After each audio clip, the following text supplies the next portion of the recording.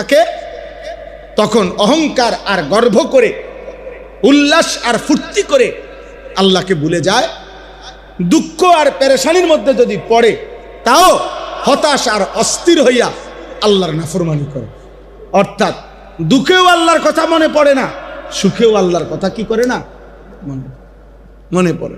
হসপিটালে দেখেন না, হসপিটালের রুগী আগামী সোমবার উনার অপারেশন হইব, উনারে কেবিন দিছে, কথার কথা উনার অপারেশন মনে করেন আগামী সোমবার, উনারে কেবিন দিছে হসপিটালের ভিতরে, উনার অপারেশন, অথচ উনার কেবিনের মধ্যে উনি বসে বসে টেলিভিশন।